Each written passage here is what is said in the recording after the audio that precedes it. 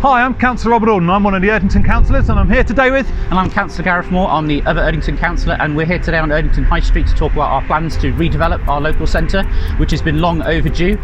We have submitted a bid as part of the government's Future High Streets Fund, and been working with a number of stakeholders on that, including local officers, the Erdington bid, and of course Andy Street from the West Midlands Combined Authority.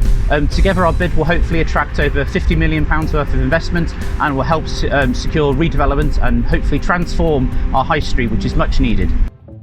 So Robert, do you want to talk us about our latest plans for the Erdington Old Swimming Baths? Yeah, so we're here down at the Erdington Baths on Mason Road, and this forms a key part of the Future High Streets Fund bid that we have for Erdington. We're hoping to hear a positive reaction from the government about that in the coming months. This site here used to be the leisure centre for Erdington and sadly was closed by the Labour Council a number of years ago now. We're hoping to bring this back into use as an enterprise hub, working with Whitton Lodge Community Association. We've had support from West Midlands Mayor Andy Street to help ensure we can provide jobs and employment opportunities here in Erdington, save the local building and bring it back into use for our local community. So Gareth, we're here in St Barnabas Churchyard. Could you perhaps just give us a bit of an update on the plans for here?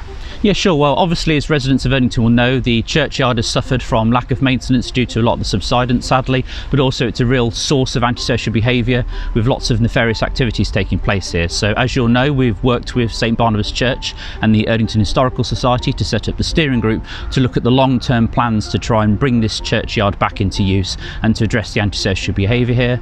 Part of the Future High Street funds will enable some funding to be attached to that. So our grand plan, hopefully, is to demolish the Poundland building behind us, to open up the church so it's become much more of a focal point, provide much more public realm and allowed some natural surveillance. So hopefully this will be a more enjoyable place for local residents to come and take in the wonderful historic scenery that's here at the very heart of Erdington.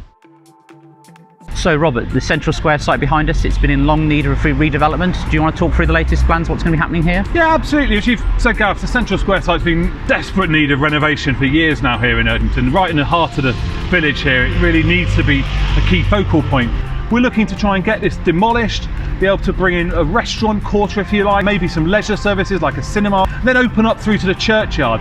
We'll help give people a new access route into the high street, open up the building, making it look outward rather than inward, and open up the Grade 2 listed church that's a focal point here on Erdington and will allow people to really be able to enjoy that view rather than have it blocked by Poundland and by the buildings here that form part of Central Square.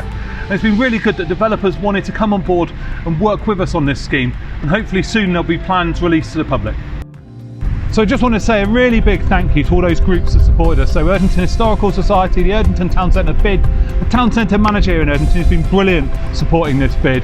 Local officers, local residents have helped back the bid and really get behind our bid to transform Erdington High Street. Andy Street, our West Midlands Mayor of course, and Whitton Lodge Community Association who also been bringing their might to support the bid as well. Hopefully together we'll be able to deliver our plans to transform our high street and improve local residents' lives.